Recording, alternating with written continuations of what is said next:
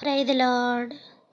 ప్రియమైన దేవుని బిడ్డలారా, దైవ సేవకులారా, నా ఫేస్బుక్, యూట్యూబ్, వాట్సాప్ ఫ్రెండ్స్ అయిన మీ అందరికీ కూడా నాకు హృదయపూర్వకమైన ధన్యవాదాలు చెల్లించుకుంటున్నాను. ప్రియమైన దేవుని బిడ్డలారా, మరి ఇంకా ఈ యొక్క వాక్యం విషయంలో మనం చివరి దినాలకు వచ్చి ఉన్నాం. ఇక త్వరగా నేను ముగించడానికి చూస్తాను. ఈరోజు చెప్పబోయే ఈ యొక్క అంశంతో చాలా మటుకు క్లారిటీ వచ్చినట్టే.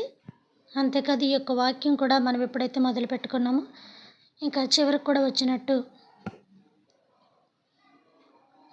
ఇక నట్లు బోల్ట్లు ఏమీ లేవు, కానీ ఇంకా చివరి దాకా దీన్ని మనం ముగించుకుందాం. సరే ప్రియమైన దేవుని బిడ్డలారా, ఇక విషయంలోకి వెళ్తే కనుక ఆ రోజు మనం ఎక్కడ ఆఫ్ చేసుకున్నాం దేవుని యొక్క వాక్యాన్ని? ఆయన ఆ మెట్ల దగ్గర కూర్చుని ఉన్నారని ఆఫ్ చేసుకున్నాం. ఆయన ఆ నీళ్ళ దగ్గర కూర్చుని ఉన్నారని మనం ఆఫ్ చేసుకున్నాం. అప్పటికి మెట్లు లేవు, అప్పటికి ఎలాంటి నిర్మాణం కూడా జరగలేదు, అప్పటికి ఎలాంటి యొక్క భవన నిర్మాణం కూడా జరగలేదని నేను చెప్పాను. తర్వాత ఏం చెప్పాను? ఈ యొక్క పురావస్తు శాఖలో అవి పరిశీలించగా కిందికి వెళ్ళగా ఫస్ట్ ఒకటి, రైట్, సెకండ్ ఒకటి, ఇవన్నీ ఇలా జరిగాయని, ఇంకా కొంచెం కిందికి వెళ్ళగా వాటర్ ఉందని, ఇవన్నీ కూడా నేను మీకు చెప్పడం అనేది జరిగింది. వింటున్నారు కాబట్టి అవన్నీ మీకు తెలుసు. విషయం ఏంటంటే, అప్పుడు మెట్టెలు కట్టిన తర్వాత, అప్పుడు గుడులు కట్టిన తర్వాత యేసయ్య అప్పటికెళ్ళి కూర్చోలేదు. అప్పటికి వాళ్ళ చరిత్ర అంతరించిపోయింది. అప్పటికి వాళ్ళెవరూ కూడా లేరు. వాళ్ళ చరిత్ర అంతరించిపోయిన తర్వాత మానవ మనుగడ అంటే క్రీస్తు శిష్యులు వీళ్ళందరూ ఇంకా ఆ యొక్క తరాలన్నీ గడిచిపోయిన తర్వాత మానవ మనుగడ అంటే వాళ్ళ మనుషులు కదా, అప్పుడు లేరా అని మీరు అలా వెళ్ళొద్దు, ఇలా ఆలోచించండి. అంటే వాళ్ళ యొక్క చరిత్ర మూయబడిన తర్వాత, ఏ రకంగా మనుషులుగా వాళ్ళ భూమి మీద అంతరించిపోయిన తర్వాత అందరూ కాలం చేశారు కదా, యేసుప్రభువారు కూడా చనిపోయారు ఆఖరికి. తర్వాత ఆయన లేశారు, అది పునరుద్ధాన దినము. కొంతమంది భక్తులు లేశారు, కొంతమంది లేవలేదు. ఇలాగా వాళ్ళ యొక్క చరిత్ర అంతమయ్యింది. ఎప్పుడైనా ఎవరైనా చనిపోవాలి. క్రీస్తు కూడా మనల్ని పుట్టించిన దేవుడు కూడా చనిపోయాడు కాబట్టి. అందుకే మరణం నేనే అనుభవించాను, మీరు ఇందులో పెద్ద ఆశ్చర్యపడవలసిన అవసరం ఏమీ లేదు, మీరు కూడా అనుభవించక తప్పదు అని దేవుడు ఇంటింటికి ఒక మరణాన్ని పెట్టి ఉన్నాడు. ఇంట్లో అందరికీ మరణాన్ని పెట్టి ఉన్నాడు. అది ఏ వయసు అయినా, ఏ సమస్య అయినా. కాబట్టి ప్రియమైన దేవుని బిడ్డలారా, ఈ రీతిలో మనం చూసుకుంటే నేను ఏమని చెప్పానంటే, యేసు ప్రభువారు కూర్చున్న ప్లేస్ దగ్గరికి పరిశుద్ధాత్మ దేవుడు వచ్చారని, యేసు ప్రభువారు కూర్చున్న ప్లేస్ దగ్గర తండ్రి యొక్క స్వరము కూడా వినపడిందని కూడా నేను మీకు అప్పుడు చెప్పాను. బహుశా మీరు మళ్ళీ నేను గుర్తు చేస్తుండగా మీరు అప్పుడు విన్నవైతే టకటకమని మీకు గుర్తు వచ్చేస్తూ ఉంటాయి మెమరీలోని. ఒక్కసారి ఆలోచన చేయండి. కాబట్టి ప్రియమైన దేవుని బిడ్డలారా, ఈ యొక్క రీతిలోని మనం దేవుని విషయాలు ప్రతీది కూడా మనం చెప్పుకుంటూనే వచ్చాం. ఏది కూడా మనము ఆలస్యం చేయకుండా ప్రతి విషయాన్ని కూడా దేవునిలో మనం చెప్పుకుంటూ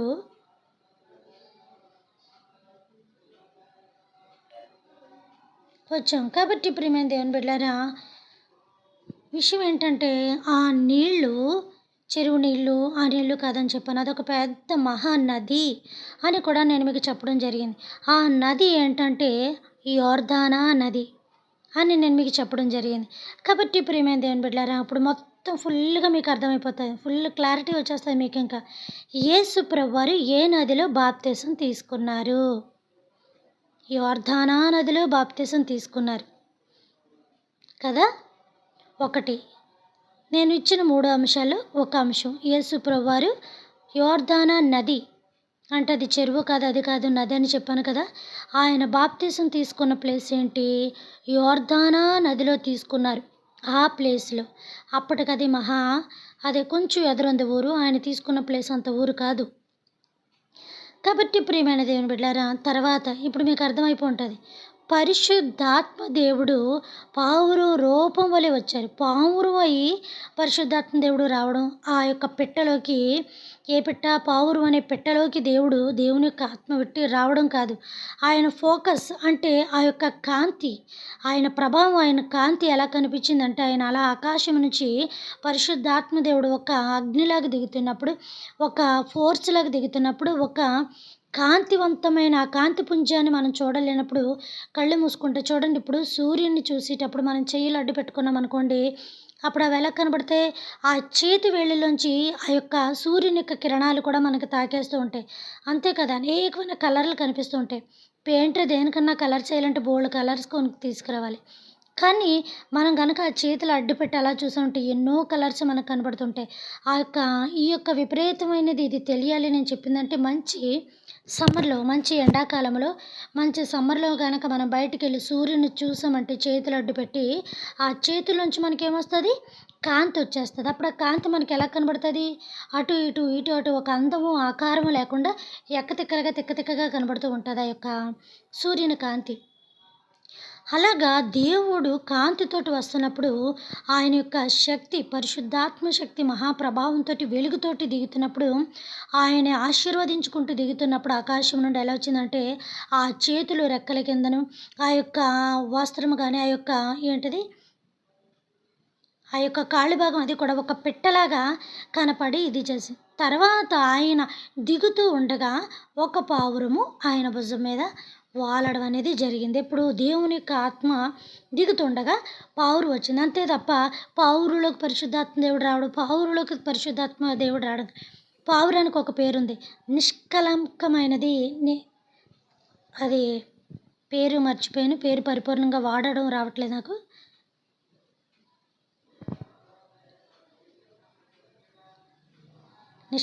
పావురం అంటే నిష్కళంకమైనదని, పావురులాగా నిష్కళంకంగాను, పాములాగా వివేకముగాను ఉండమని మనకు బైబిల్‌లో ఉంది కదా! అది పాట కూడా ఉంటది. గువ్వ కన్నులు కలిగినవాడు, గుండె లోతులు తెలిసినవాడు, పావురపు ఎప్పుడో చిన్నప్పుడు పాడిన పాటలు. కాబట్టి ప్రియమైన దేవుని బిడ్డలారా, అంతే తప్ప పిట్టను ఆధారం చేసుకోవాల్సిన అవసరం దేవుడికి లేదు. మరి చాలామంది భక్తులు దేవుడు ఎలాంటి పిట్ట లేకుండా, ఏమీ లేకుండానే ఆయన ఒక ఆత్మ కార్యములు చేశారు. ఇక ఇయన్నీ చూసుకుంటే మత్తయి సువార్తలోనే మనం ఆదికాండానికి, ప్రకటనకి, పాత నిబంధనకి వెళ్ళొద్దు. మత్తయి సువార్తలోనే నూతన నిబంధనలోనే దేవుని ఆత్మ ఫిలిప్పుని ఎలా కొనిపోబడింది? దేవుడు బాగా గుర్తు చేశాడు. ఆయన పని కదా ఆయన గుర్తు చేసుకోవాలి. ఎందుకంటే నాకు మందమరపు అనే విషయం మీకన్నా బాగా ఆయనకి తెలుసు. ఇప్పుడేదో చెప్పేత్తది నా కోసం అని చెప్పి గమ్మున గుర్తు చేశాడు. ఫిలిప్పుని పావురం వచ్చి గానీ, ఒక కాకి వచ్చి గానీ, ఇంకేదైనా ఒక గువ్వ వచ్చి గానీ, ఫిలిప్పు మీద దేవుని యొక్క ఆత్మ వ్రాలి ఎక్కడో అరణ్యంలో ఉన్న అతని రథం దగ్గరికి వెళ్ళిపోయిందా? వెళ్ళలేదు కదా! యోహాను గారి మీదకి దేవుని యొక్క ఆత్మ రాలేదా? 12 మంది శిష్యుల మీదకి 11 మంది శిష్యులు, అందులో ఒకడిని తీసేయండి, మంచోడిని తీసేద్దాం, చెడ్డోళ్ళు మాత్రమే గుర్తు చేసుకుందాం. ఈ 11 మంది అంటే బాబు రివర్స్ పెట్టుకోండి మీరు. మంచోళ్ళని చెడ్డోళ్ళు అంటుంది, చెడ్డోడిని మంచోడు అంటుంది అనుకోదు. కాబట్టి ఒక్కడిని పక్కకు తీసేస్తే 11 మంది బహుబలాఢ్యులై దేవుని ఆత్మ కలిగి వాళ్ళు నీడకు వెళ్ళిపోతుంటే వాళ్ళ నీడ పడి వాళ్ళు రోగులంతా బాగుపడలేదా? స్వస్థపడలేదా? అప్పుడు ఏ పెట్టొచ్చింది? ఏదన్నా ఒకటి సాదృశ్యం కనపడిందంటే దాన్ని హైలైట్ చేసేస్తాం కానీ మనం దాన్ని చాలా ప్రత్యేకించి చూపిస్తాం తప్ప అసలైంది ప్రత్యేకంగా నిర్మించిన వాడిని, ప్రత్యేకంగా ఉన్నవాడిని మనం చూడట్లేదు. గుద్ది దేవుడు బల్ల గుద్ది మరీ చెప్తున్నాడు. కర్తను వదిలేసి క్రియను పట్టుకున్నారేంట్రా బాబు! దాన్ని క్రియ కింద చేసింది నేనే కదా అని. సృష్టికర్తను మరిచి సృష్టిని పూజించుట తగునా? ఎక్కడ చూసినా పావురం అంటే ఏమనుకున్నావు? పరిశుద్ధాత్మ దేవుడు. పావురం అంటే ఏమనుకున్నావు? కొన్ని కళల్లోకి వచ్చినా కూడా ఎలా అంటారు. పోనీ మీరు ఆ భావం తీసుకోవడంలో తప్పు లేదు. కానీ తర్వాత భావం కూడా తీసుకోవాలి కదా! తర్వాత వాక్యంలో ఏం చెప్పబడిందో తీసుకోవాలి కదా! మరి ఒక్కసారి మనం గుర్తు చేసుకుంటే 11 మంది శిష్యుల మీదకి కూడా దేవుని ఆత్మ వచ్చింది గానీ పావురం రాలేదు కదా! యోహాను గారి మీదకి దేవుని ఆత్మ వచ్చింది గానీ పావురం రాలేదు కదా! ఫిలిప్పుకి దేవుని ఆత్మ వచ్చింది గానీ పావురం రాలేదు. ఇలాగ మనం తీసుకోవాలి. ఆ పెట్టెను హైలైట్ చేసేయడం కాదు మనం. ఏదన్నా కనపడితే దాన్ని బాగా గొప్పగా క్రియేట్ చేసి చూపించడం కాదు. దాని వెనకాతల ఉన్న కర్త ఎవరని గమనించాలి. అది మంచిదైనా, చెడుదైనా ఖచ్చితంగా బయటపడతది. ఒక్కటి దొరికితే దాన్ని లాగి చూపించడం కాదు. దాని వెనకాతల ఎన్నున్నాయని అది గమనించుకోవాలి. అది మనిషి యొక్క ఆలోచన తీరు ఆ రకంగా పనిచేయాలి. ఏదంటే అది, నందంటే నంది, ఏదంటే అది అని అనేస్తూ ఉంటారు. సరే, ఏదో ఒక పదం వస్తే ఏమీ అనుకోవద్దు. అదేమీ తప్పు కాదు. అది వాళ్ళకి దేవుళ్ళే. కాబట్టి ప్రియమైన దేవుని బిడ్డలారా, ఈ రీతిలో మనం ఆలోచించుకుంటే యేసు ప్రభువారు బాప్తిసం తీసుకున్న ప్లేస్‌లోనే ఆయన కూర్చున్నాడు. ఆ ప్లేసే వాటర్. ఆ వాటర్ ఉన్న ప్లేసే యోర్దానా నది. ఆ నది దగ్గర ఎప్పుడైతే బాప్తిసం తీసుకొని బయటికి రాగానే పరిశుద్ధాత్మ దేవుడు పావురు రూపంలో ఆయన మీదకి రావడం అనేది జరిగింది. అంతేకాదు ప్రియమైన దేవుని బిడ్డలారా, అక్కడ ఏ వినపడింది? మొట్టమొదటిగా తండ్రి స్వరం అక్కడ వినపడిందని చెప్పాను నేను. అది తండ్రి మాట్లాడిన ప్లేస్ అని నేను చెప్పాను. అప్పుడు తండ్రి తన యొక్క ఆత్మతోటి మాట్లాడుతున్నాడు ఏమని, ఇదిగో మీరు ఇది చేయొద్దు. ఆయన నా ప్రియ కుమారుడు, ఆయన యందు నేను ఆనందించుచున్నానని తండ్రి స్వరము మొట్టమొదటగా అక్కడ భూమి మీద వినపడడం అనేది జరిగింది. దేవునికి ఉన్నతమైన మహిమ కలుగునుగాక. ఇలాంటి మహిమ కార్యాలు కనపడవు. మనకెంతసేపు అనారోగ్యాలే కనపడుతుంటే, మనకెంతసేపు స్వస్థతలే కనపడుతుంటే, మనకెంతసేపు ఎక్కడ స్వస్థత జరిగిందా ఈ మందిరం వదిలేసి ఆ మందిరానికి, ఆ మందిరం వదిలేసి ఇంకో మందిరానికి, వేల వేల మంది వెళ్ళిపోతే అక్కడ కార్యాలు జరుగుతున్నట్టు, ఇద్దరు ముగ్గురు ఉంటే కార్యాలు జరగలేనట్టు. ఒక్కసారి గుర్తుపెట్టుకోండి ప్రియమైన దేవుని బిడ్డలారా, దేవుని వాక్యంలో నువ్వు ఏ రీతిలో ఉన్నావో, దేవుని యొక్క వాక్యంలో నువ్వు ఏ రీతిలో ఉతక స్నానం చేయబడుతున్నావో, దేవుని యొక్క మహిమలో ఎలాంటి వస్త్రాన్ని నువ్వు కప్పుకున్నావు. మురుకు వస్త్రమును కప్పుకుంటే దేవుడు చెప్పేస్తున్నాడు, ఇదిగో నీ నీతి మురుకు వస్త్రం వలె నా దృష్టిలో కనబడిపోతుంది, నీ నీతి మురుకు గుడ్డ వలె ఉంది అని అన్నాడు. నువ్వు నీతైన వస్త్రము కప్పుకున్నావో లేకపోతే అపవిత్రమైన వస్త్రం కప్పుకొని ఉన్నావో ఒక్కసారి ఆలోచించు. నువ్వు పట్టు చీరలు, జరీ చీరలు కట్టినంత మాత్రాన, నువ్వేదో రైమండ్స్ షూట్ వేసినంత మాత్రాన దేవుడికి రయ్యి రయ్యమనే హృదయంలో పరిగెడుతున్నట్టు కాదు సుమా. పౌలు ఒంటి మీద బట్టలు లేకుండా సువార్త చేశాడు. ఒక్క టైంలో నా ఒంటికి స్నానమైనను లేదే అని ఎంతో బాధపడైనా ఆ యొక్క సువార్త బోధించే టైంలో చెప్తున్నారు. పౌలు ఎలాంటోడు? ఆ యొక్క రోమన్ ప్రభుత్వం ఒక గవర్నమెంట్ ఉద్యోగం కలిగిన వాడు, 10 మందిని శాసించిన వాడు. అతను లేకపోతే అక్కడ ఎలాంటి పని కూడా అవ్వదు. ఒక్కసారి నేను పౌలు కోసం తీసుకుంటాను, చరిత్ర స్టార్ట్ చేశాను. నేను అన్నీ కూడా ఒక్కొక్కటి సబ్జెక్ట్ తీసి చదువుతున్నాను. ఎందుకంటే ఒకప్పుడు ఎప్పుడో చదివేశాను, మర్చిపోయాను. మళ్ళీ ఇప్పుడు మొదలుపెట్టాను. దేవుడు మీ యొక్క ప్రార్థన బట్టి మళ్ళీ దేవుడు నాకు అన్నీ కూడా గుర్తు చేస్తున్నాడు. అవసరమైతే కొంతమంది వాక్యం తెలిసిన వాళ్ళతో కూడా నేను కూర్చుంటూ ఉంటాను. అంటే నేను వినడమే తప్ప అందులో నాకు అవసరమైతేనే తీసుకుంటూ ఉంటాను. అది తప్పు లేదని అందరికీ తెలుసు, మీకు కూడా తెలుసు.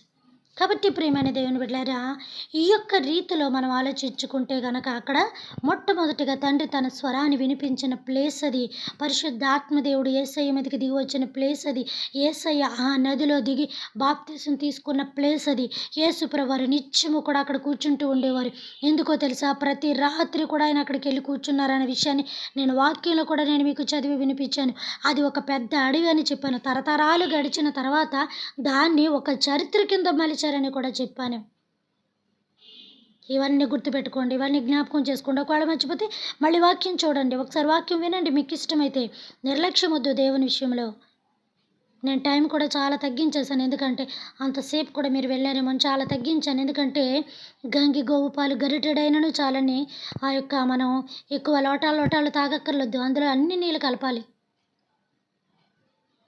అదే చిక్కటి పాలన్నీ తాగితే బాడీకి చాలా బలము. అది మనకి ఎంతో స్ట్రెంత్ ఇస్తూ ఉంటుంది. ఎంత బలాన్ని ఇస్తుందంటే వాటర్ రూపాన పోతుంది. బలానికి బాడీకి అంకితం అయి ఉంటుంది. అలాగా మీకు ఎక్కలేకుండా మైండ్ నిండిపోయి ఇక వినలేకపోతున్నాం, ఏమైంది అనే టెన్షన్ కన్నా, ఇక వినలేకపోతున్నాం అని అనుకునే కన్నా కొద్దిగా ఇంకా వినగలిగినంత మైండ్ మన బ్రెయిన్లో స్టోరేజ్ చేసుకోవచ్చు. ఇంకొంచెం మనం వినగలం, అయ్యో కొంచెం సమయమేనా అన్నట్టుగా మీరు అనుకోవాలని చెప్పి నేను చాలా కుదించి తక్కువగా మాట్లాడుతున్నాను. ఎందుకంటే అది గుర్తుండాలి. ఎక్కువ చదివేటప్పుడు కూడా మనకి కొంచెం తలపోటుగా ఉంటుంది. ఏ సబ్జెక్ట్ అయినా, బైబిల్ అని కాదు నేను చెప్తుంటా, స్కూల్ పిల్లలు కానీ అవి కానీ. కాబట్టి ఒత్తిడి అనేది మైండ్కి ఎక్కువగా ఉండకూడదు. అది ఇంటి విషయమైనా, చదువు విషయమైనా, ఉద్యోగ విషయమైనా, ఏదైనా సరే బ్రెయిన్కి ఎక్కువగా ఒత్తిడి అనేది ఉంది అంటే గనక దాన్ని ఇప్పుడు మనం ఏమంటున్నామంటే టెన్షన్. దాన్ని ఇప్పుడు ఏమన్నా అంటే బీపీలు, షుగర్లు అవి ఇవి వచ్చేస్తున్నాయి కదా అంటున్నారు. కాబట్టి ఎంత వినాలో, ఎంత మన కడుపుకి పడతాదో అంత మాత్రమే తినాలి.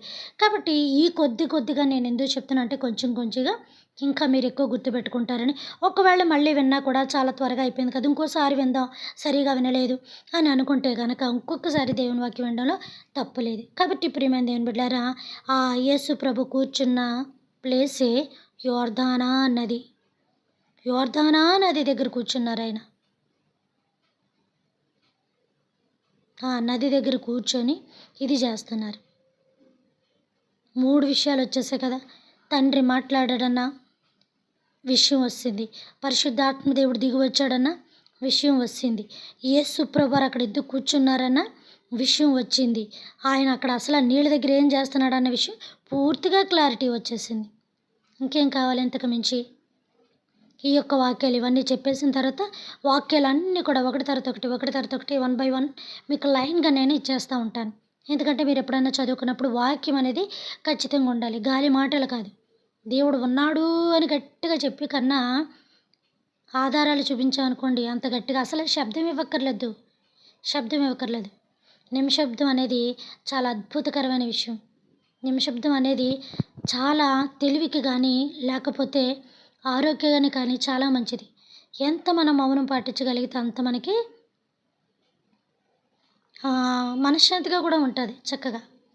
కాబట్టి ప్రియమైన దేవుని బిడ్డలారా, ఈ యొక్క యేసు ప్రభు విషయాన్ని నేను చెప్పడం అనేది జరిగింది. ఈ విషయం ఎక్కడికి తెచ్చి క్లారిటీ వచ్చింది. ఆయన అక్కడ కూర్చున్నాడు అనే ప్లేస్‌కి క్లారిటీ వచ్చింది. కానీ ఆయన కూర్చునేటప్పటికి ఇవన్నీ కట్టబడలేదు సుమా!